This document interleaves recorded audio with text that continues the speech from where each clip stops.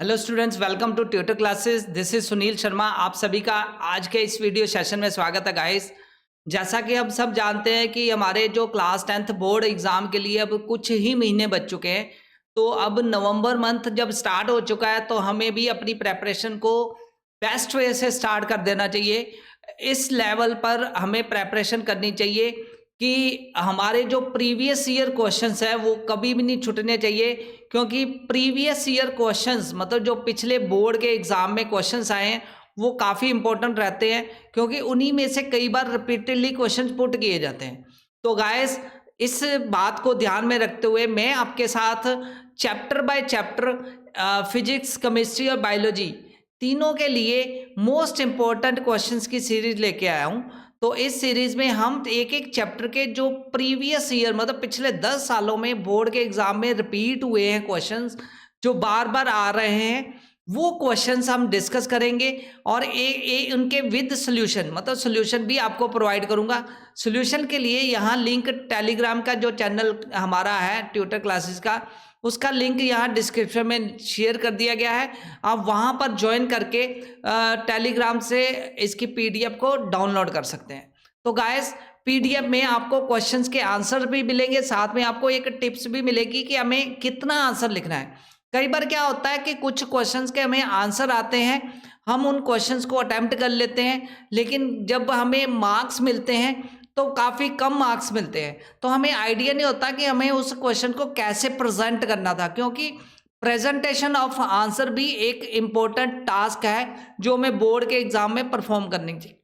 Basically हमें सारा syllabus कर लिया, हमने सब कुछ पढ़ के गए, फिर भी मार्क्स नहीं आए तो उसमें कई मिस्टेक्स रह जाती हैं। तो ये जो वीडियोस मैं आपके साथ शेयर कर रहा हूँ, लेक्चर जो शेयर कर रहा हूँ, इससे आपको ये हेल्प मिलेगी कि इसको प्रेजेंट कैसे करना है आंसर्स को, और कौन कौन से रिपीटेडली क्वेश्चंस आ रहे हैं। तो एक तरह से ये कह सकते हैं कि वन वे से आपकी प्रेपरेशन जो बेस्ट वे से हो सकेगी। तो गाइस, बिना टाइम वेस्ट किए हुए बढ़ते हैं फर्स्ट क्वेश्चन की तरफ। तो आज का जो फर्स्ट क्वेश्चन है वो है इलेक्ट्रिसिटी चैप्टर से मोस्ट इंपॉर्टेंट जो क्वेश्चन जो रिपीट हुआ है वो है डिफाइन इलेक्ट्रिक करंट।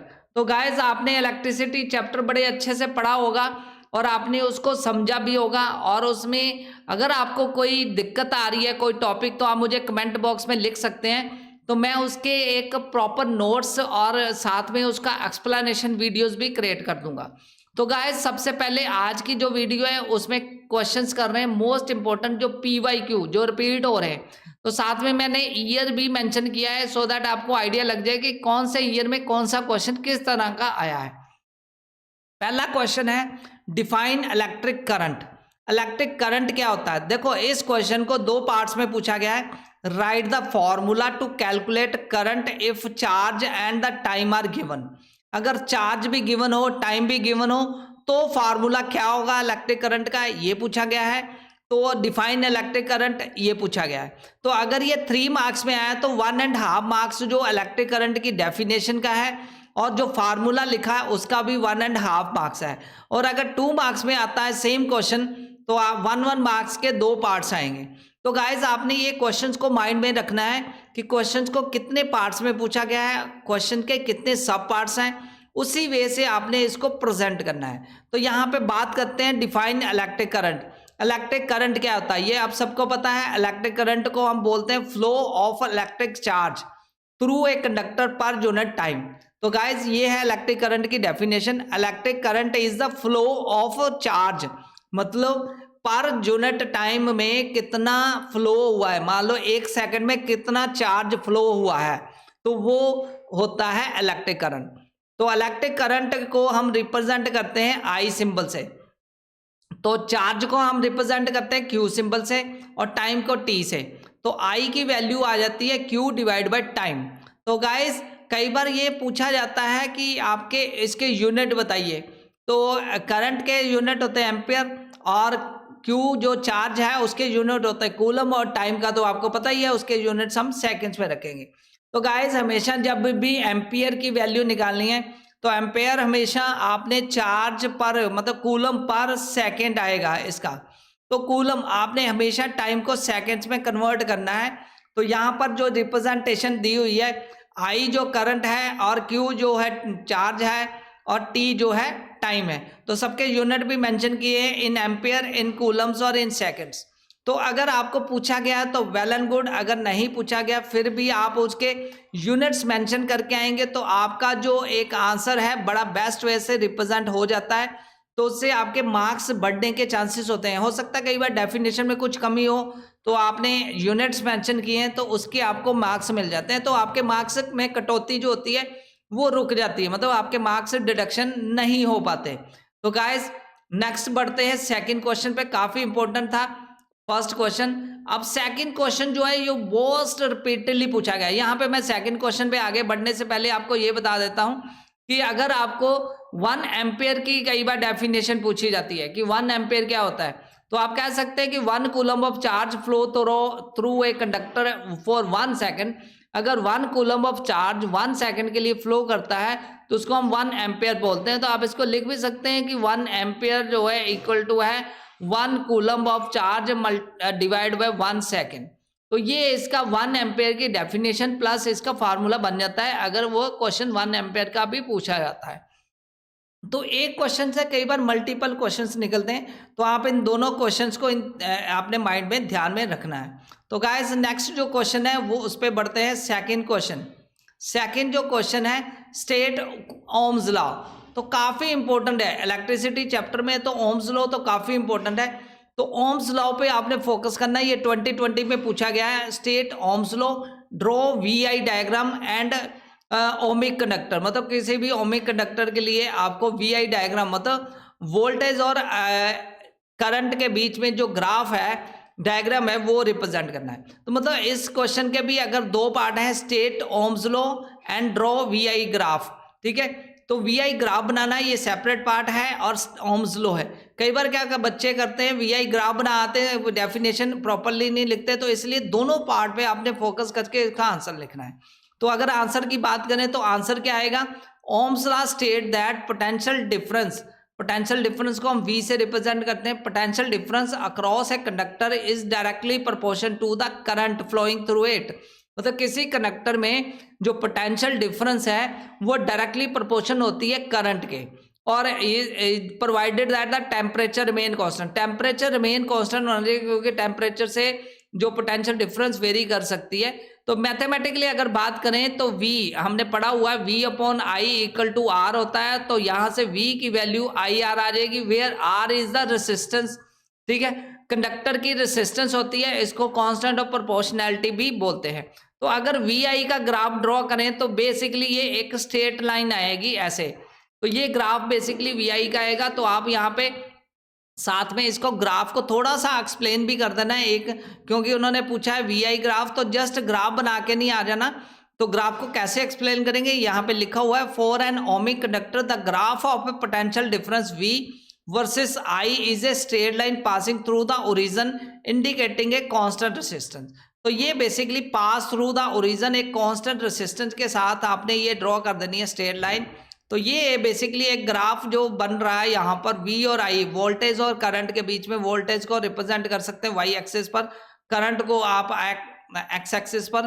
तो ये V एंड I के बीच में जो ग्राफ है स्ट्रेट लाइन आएगी, ठीक है, पासिंग थ्रू द ओरिजिन से पास होती हुई 45 डिग्री के एंगल पर आपने ये एक स्ट्रेट लाइन बनानी है।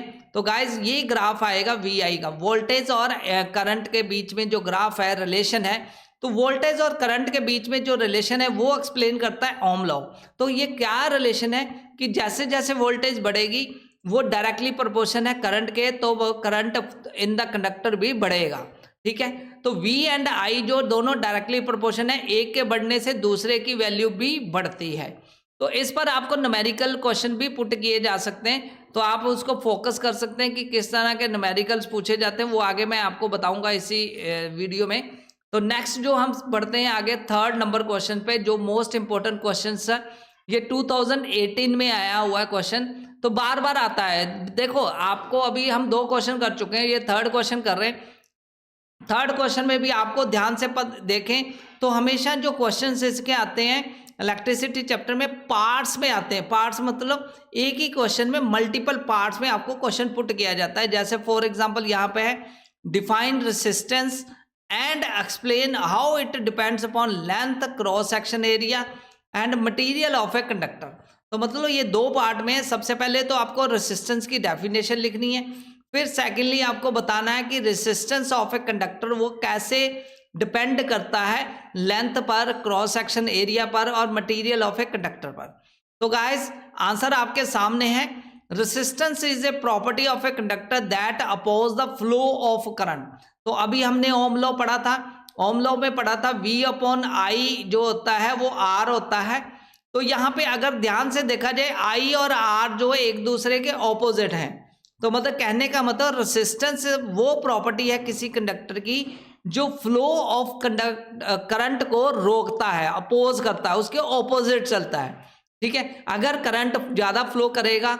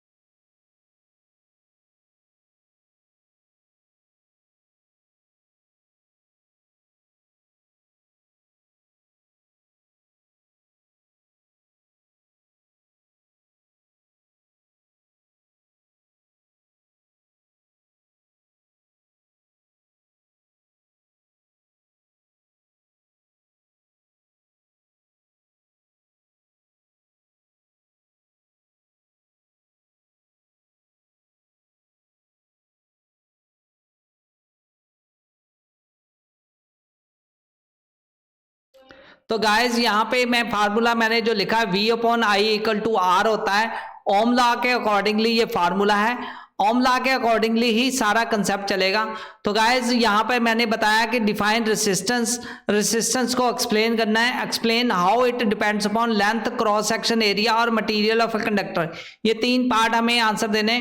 तो रेसिस्टेंस के बारे में बता दिया मैंने कि रेसिस्टेंस जो है प्रॉपर्टी होती है कंडक्टर की that oppose the flow of electric current.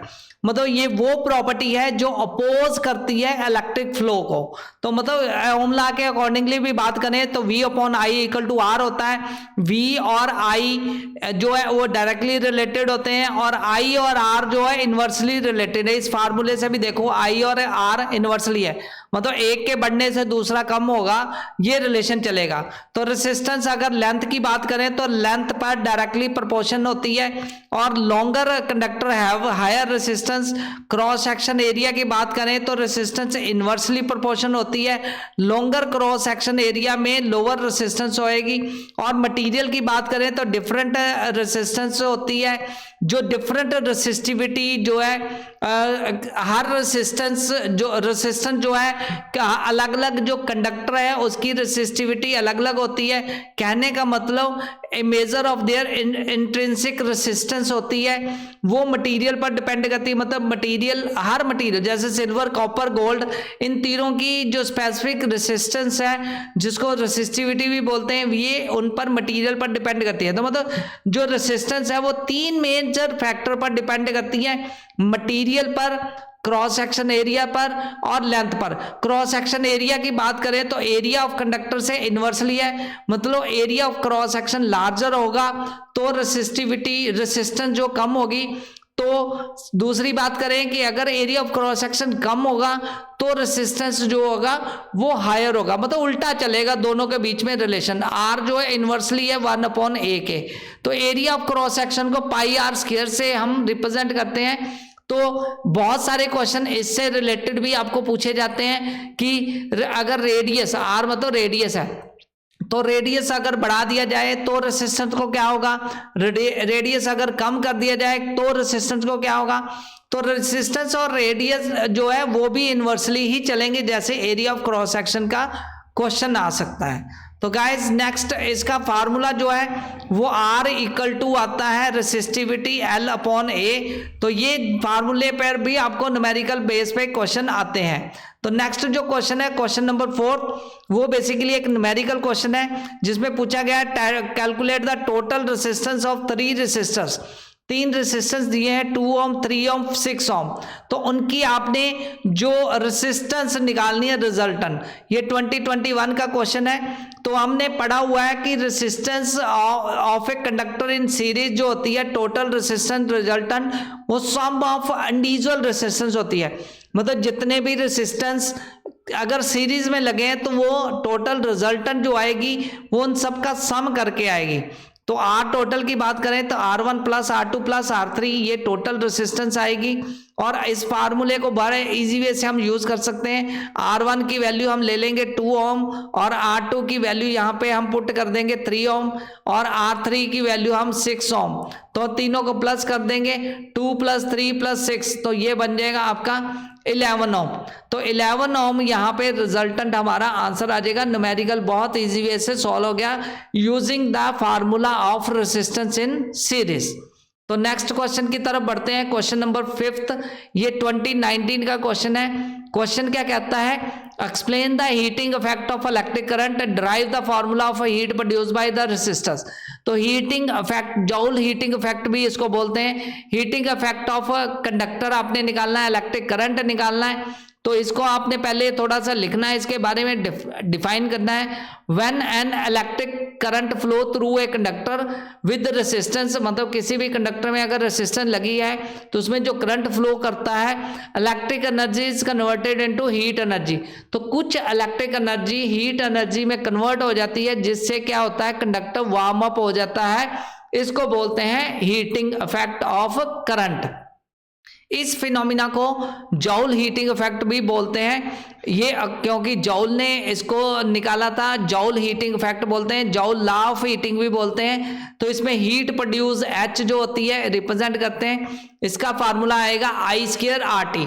तो गाइस काफी इजी है, जिसमें I की वैल्यू जो है करंट है और R की वैल्यू रेसिस्टेंस है और T रिप्रेजेंट यहाँ पे टाइम रिप्रेजेंट करता है। तो ये जो फार्मूला आपने लिख देना है बड़े बेटर वे से, तो आपका जॉल हीटिंग इफेक्ट का ये आंसर आ गया। नेक्स्ट क्वेश्चन नंबर 6 जो 2022 में आया हुआ है, explain why the series arrangement of resistance is not used in domestic circuits. काफी इंपॉर्टेंट क्वेश्चन है कि रेसिस्टर्स को सीरीज में क्यों नहीं लगाया जाता डोमेस्टिक सर्किट्स में। तो 3 पॉइंट्स यहाँ पे मेंशन किए हैं, आप भी 3 रिप्रेजेंट कर सकते हैं। फर्स्ट पॉइंट है in a series circuit the same current flow through all appliances, क्योंकि सीरीज में सेम करंट फ्लो करता है ऑल अप्लायंसेस में, इसलिए if one appliances is turned off, अगर एक अप्लायंस को बंद कर दिया गया तो अंटायर सर्किट ब्रोक डाउन हो जाएगा और सारा सर्किट में जितने भी अप्लायंसेस है वो वर्क करना बंद कर देंगे। इसलिए हम रेसिस्टेंस को डोमेस्टिक सर्किट में सीरीज में नहीं लगाते। सेकंड पॉइंट है it also result in higher total resistance. अब अगर हमें पता है कि सीरीज में जो रेसिस्टेंस होती है रिजल्टेंट, अभी हमने पढ़ा RS जो होती है R1 प्लस R2, जितने भी कंडक्टर हैं उनकी रेसिस्टेंस का सम होती है। तो सम करने से रेसिस्टेंस इंक्रीज होगी और ओम लॉ के अकॉर्डिंगली V/I जो होता है वो R होता है। रेसिस्टेंस बढ़ेगी तो फ्लो ऑफ करंट कम हो जाएगा, क्योंकि दोनों आपस में इनवर्सली प्रोपोर्शन है। Reducing the current and hence the efficiency of appliances, means appliances work करना छोड़ देंगे, वर्क करना बंद कर देंगे, अप्लायंसेस डैमेज भी हो सकते हैं। तो इसलिए रेसिस्टेंस जो है सीरीज में डोमेस्टिक सर्किट में नहीं लगाई जाती। थर्ड पॉइंट है इंडिविजुअल कंट्रोल ओवर अप्लायंसेस। तो क्योंकि एक कंट्रोल नहीं रहेगा, कैसे नहीं रहेगा, क्योंकि एक अप्लायंसेस बंद होने से सारे अप्लायंसेस बंद हो सकते हैं रेसिस्टेंस में सीरीज में, और इसलिए individual control over appliances not possible in series circuit. तो काफी इंपॉर्टेंट क्वेश्चन था, ऐसे क्वेश्चंस आपको बोर्ड में पूछे जाते हैं। नेक्स्ट बात करें 7th क्वेश्चन की। 7th क्वेश्चन भी काफी इंपॉर्टेंट है। हम यहाँ पे कर रहे हैं PYQ, previous year questions, most important जो मोस्ट रिपीटेड हैं वो बोर्ड एग्जाम में कौन से आए हैं, क्लास 10th के साइंस चैप्टर इलेक्ट्रिसिटी से। तो गाइस 2 रेसिस्टर्स अगर 4 ओम 6 ओम लगाया है उनको पैरेलल, तो कैसे कैलकुलेट करेंगे इक्विवेलेंट रेसिस्टेंस, ये 2018 में पूछा गया था। तो हमें पता है गाइस कि रेसिस्टेंस इन जो पैरेलल होता है वो आर टोटल या आर रिजल्टेंट क्या होता है 1/R1 प्लस 1/R2, मतलब जितनी भी रेसिस्टेंस है उनका रेसिप्रोकल करके सम किया जाए तो वो बन जाती है रेसिस्टेंस इन पैरेलल। तो गाय यहाँ पे पैरेलल का फार्मूला लगाएंगे, R1 की वैल्यू हमने लेट कर ली 4 ओम और R2 की वैल्यू हमने लेट कर ली 6 ओम। तो हमने इस फार्मूले में वैल्यू पुट की 1/4 प्लस 1/6। तो जब हमने इसको एलसीएम लेके सॉल्व किया तो हमारा 5/12 आ गया, क्योंकि ये रेसिप्रोकल था। तो इसको हमने फिर अगेन रिजल्टेंट रेसिस्टेंस निकालने की रेसिप्रोकल किया तो 12/5, इसको पॉइंट्स में निकाला तो 2.4 ओम हमारा आंसर आ गया। तो गाइज इसका एक शॉर्टकट ट्रिक भी है, आप डायरेक्टली आर पैरेलल भी निकाल सकते हैं।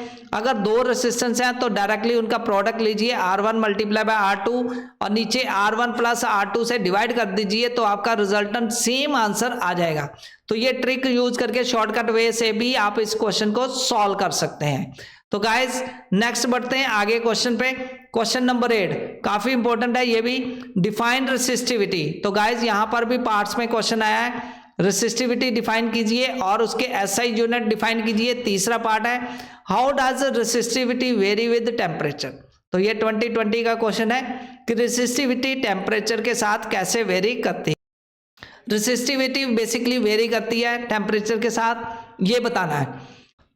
तो गाइस सबसे पहले आंसर की बात करें तो हमें डिफाइन रेसिस्टिविटी का आंसर लिखना है। रेसिस्टिविटी को ये P से रिप्रेजेंट करते हैं, P को हम रो लिखेंगे। ये वो प्रॉपर्टी ऑफ मटेरियल है which describe the intrinsic resistance to current flow. तो करंट जितना फ्लो करता है उसका रेसिस्टेंस के साथ, इंट्रिंसिक रेसिस्टेंस के साथ कैसे डिस्क्रिप्शन होती है, ये बताता है प्रॉपर्टी ऑफ मटेरियल, जिसको हम बोलते हैं रेसिस्टिविटी। तो गाइस रेसिस्टिविटी जो डिपेंड करती है मटेरियल पर, और ये इंडिपेंडेंट होती है shape of the size of the conductor, मतलब किस तरह का भी कंडक्टर हो उस पर डिपेंड नहीं करती, उसके मटेरियल पे डिपेंड करती है। आयरन के लिए अलग होगी, सिल्वर के लिए अलग, गोल्ड के लिए अलग। तो ये अलग अलग कंडक्टर के लिए अलग अलग स्पेसिफिक रेसिस्टेंस होती है। तो गाइस इसके एसआई यूनिट की बात करें तो ये ओम मीटर में रिप्रेजेंट किए जाते हैं। तो ये 2 पार्ट का आंसर आ गया। थर्ड पार्ट था how does resistivity very with temperature. अब टेम्परेचर के साथ कैसे वेरी करती है, तो वेरिएशन विद टेम्परेचर क्या आएगी, for conductors resistivity increase with temperature. तो कंडक्टर के लिए जैसे टेम्परेचर बढ़ेगा रेसिस्टिविटी इंक्रीज होगी, मतलब कहने का मतलब डायरेक्टली प्रोपोर्शन होगी। तो सेमीकंडक्टर की बात करें तो रेसिस्टिविटी डिक्रीज विद टेम्परेचर, तो यहाँ पे इनवर्सली रिलेशन आता है स्पेसिफिक रेसिस्टेंस का विद रिस्पेक्ट टू टेम्परेचर, किसके लिए, सेमीकंडक्टर के लिए। तो ऐसे आप 3 पार्ट्स हैं, तो तीनों पार्ट्स को आपने सेपरेट रिप्रेजेंट करना है अपने आंसर को, तो आपका आंसर बढ़िया बेटर वे से रिप्रेजेंट हो जाएगा और आपके मार्क्स भी बढ़ जाएंगे। तो गाइस आगे बढ़ते हैं क्वेश्चन नंबर 9 पे। क्वेश्चन नंबर 9 है इलेक्ट्रिक पावर से संबंधित। इलेक्ट्रिक पावर जो है काफी इंपॉर्टेंट है और इसका साथ में पूछा गया drive the formula for power in terms of current and resistance. Current और रेसिस्टेंस के फॉर्म में इसको आपने आंसर लिखना है। तो आंसर सबसे पहले इलेक्ट्रिक पावर आएगा। Electric power is the rate at which electric energy is consumed. Electric power क्या है, वो रेट जिस पर इलेक्ट्रिक एनर्जी कंज्यूम होती है जब प्रोड्यूस होती है बाय द डिवाइस, तो उसको इलेक्ट्रिक पावर ऑफ डिवाइस बोलते हैं। इलेक्ट्रिक पावर मतलब एनर्जी कितनी कंज्यूम्ड है विद रिस्पेक्ट टू टाइम। तो गाइस पावर को फार्मूला अगर रिप्रेजेंट करें तो पावर का फार्मूला होता है V इंटू आई, वोल्टेज मतलब multiply by current, potential difference multiply by current. तो हमें पता है ओम लॉ के अकॉर्डिंगली V अपॉन आई होता है R, तो V की वैल्यू हम IR लिख देंगे क्योंकि हमें यहाँ पर पावर का जो फार्मूला है वो ड्राइव करना है करंट, रेसिस्टेंस और करंट के बीच में, क्योंकि क्वेश्चन में पूछा गया है करंट और रेसिस्टेंस में ड्राइव कीजिए। आपको पोटेंशियल डिफरेंस और रेसिस्टेंस में भी पूछा जा सकता है। तो इसी क्वेश्चन को अगर हम अभी हम पहले करंट के हिसाब से करते हैं, करंट और रेसिस्टेंस, तो V को हम रिप्लेस कर देंगे। तो ओम लॉ से V की वैल्यू IR यहाँ पे पुट कर दी, तो हमारा पावर का फार्मूला बन गया I स्क्वायर R।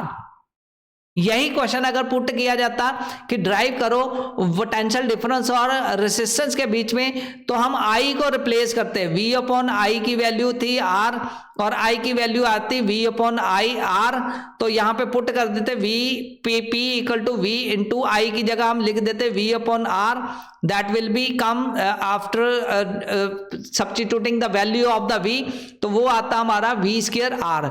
तो ये हमारा फाइनल पावर और पोटेंशियल डिफरेंस और रेसिस्टेंस के बीच में रिलेशन आता है। लेकिन यहाँ पे पूछा गया था करंट और रेसिस्टेंस और पावर के बीच में, तो वो हमारा आंसर आया आई स्क्वायर आर। तो एक ही क्वेश्चन, कंसेप्ट एक है, उसको मल्टीपल टाइम्स आपको पूछा जा सकता है। तो नेक्स्ट बात करते हैं 10th क्वेश्चन की। 10th क्वेश्चन थोड़ा न्यूमेरिकल बेस है, जो पूछा गया है 2021 में। तो 100 वाट का बल्ब है, 10 आवर्स यूज हो रहा है। तो यहाँ पावर और एनर्जी कंजम्पशन की बात हो रही है। Calculate energy consumed in kilowatt hour. तो गाइस एनर्जी के यूनिट आते हैं किलोवाट आवर, तो उसमें 1 किलोवाट आवर जो होता है 1000 वाट के इक्वल होता है। तो हमें किलोवाट आवर में आंसर निकालना है। तो सबसे पहले इलेक्ट्रिक एनर्जी कंज्यूम्ड का हम फार्मूला लगाएंगे। एनर्जी कंज्यूम्ड होती है पावर मल्टीप्लाई बाय टाइम, तो P इंटू टी आ जाएगा। पहले पावर यहाँ पे दी हुई है 100 वाट और टाइम यहाँ पे दिया 10 आवर्स, तो हम यहाँ पे डायरेक्टली 100 मल्टीप्लाई बाय 10 करके 1000 वाट आवर आ जाएंगे। 1000 वाट आवर को हम करना है कन्वर्ट किलो वाट आवर में, तो 1000 से ही डिवाइड कर देंगे, 1000 कट हो जाएगा, तो 1 किलो वाट आवर हमारा आंसर आ जाएगा। तो गाइज ये हमारा एनर्जी का आंसर आ गया। तो इस तरह आपको ये भी आ सकता है कि बिल कैलकुलेट कीजिए कि अगर इतना अप्लायंसेस इतने आवर्स इतने डेज के लिए चल रहा है, तो आपने क्या करना, जो रेट दिया होगा, मान लो यहाँ पे ₹10 पर किलोवाट आवर के यूनिट का रेट दिया हुआ, तो आप 10 से मल्टीप्लाई कर देते, तो आपका 10 रुपीज आंसर आ जाता 1 किलोवाट का। तो यही 30 डेज के लिए निकालते, तो 30 से मल्टीप्लाई करके आपका बिल जनरेट कर सकते हैं। तो गाइस कई बार इस तरह के क्वेश्चन आते हैं बिल जनरेट करने के, तो आप उस तरह के क्वेश्चन को भी फोकस कर सकते हैं। तो गाइस ये थे 10 most important previous year questions. अगर हम ओवरऑल निचोड़ निकालें तो इसमें बेसिकली जो इलेक्ट्रिक करंट के ऊपर क्वेश्चन पुट किया गया है, इलेक्ट्रिक सर्किट के ऊपर क्वेश्चन, करंट के ऊपर क्वेश्चन, और सेकंड ओम लॉ काफी इंपॉर्टेंट है, ओम लॉ के ऊपर क्वेश्चन आया है। थर्ड जो है रेसिस्टेंस के ऊपर क्वेश्चन पुट किया गया है मल्टीपल टाइम्स, रेसिस्टेंस और फैक्टर अफेक्टिंग रेसिस्टेंस, ये काफी फैक्टर अफेक्टिंग रेसिस्टेंस ये काफी इंपॉर्टेंट है, इस पर भी क्वेश्चन आपको आ सकता है। तो गाइस ये जो 10 टॉपिक हैं ये काफी इंपॉर्टेंट है। नेक्स्ट जो है रेसिस्टेंस इन सीरीज और रेसिस्टेंस इन पैरेलल के ऊपर आपको फार्मूला बेस या न्यूमेरिकल आ सकता है। पावर के ऊपर आपको थ्योरी एज वेल एज आपको न्यूमेरिकल आ सकता है। एनर्जी के ऊपर आपको क्वेश्चन आ सकता है, एनर्जी के ऊपर एनर्जी कैलकुलेट करनी, एनर्जी के ऊपर फार्मूला बेस्ड क्वेश्चन आ सकता है। तो गाइस ये थे कुछ क्वेश्चंस जिस पर आपको मल्टीपल टाइम्स प्रीवियस ईयर जितने भी बोर्ड के क्वेश्चंस हैं उसमें इस तरह के ये 10 टॉपिक जो हैं ये अगर आप प्रिपेयर कर लें तो आपका इलेक्ट्रिसिटी चैप्टर बेस्ट वे से प्रिपेयर हो जाता है। तो आई होप कि आज का सेशन काफ़ी इंटरेस्टिंग रहा होगा, आपने बहुत चीज़ें यहाँ से सीखी होंगी, काफ़ी कुछ आपको पता चल गया होगा किस तरह के क्वेश्चंस यहाँ से आ रहे हैं। तो आप अपनी प्रेपरेशन इस लेवल से कीजिए सो दैट आपका भी ये चैप्टर बेस्ट वे से प्रिपेयर हो सके। फिर मिलेंगे नेक्स्ट वीडियो में एक नए चैप्टर के साथ, प्रीवियस ईयर क्वेश्चंस के साथ। तो गाइज अगर आपने ये चैनल सब्सक्राइब नहीं किया तो सब्सक्राइब कीजिए और अपनी प्रेपरेशन नेक्स्ट लेवल तक लेके जाइए। Thanks a lot for watching this video guys, take care, bye.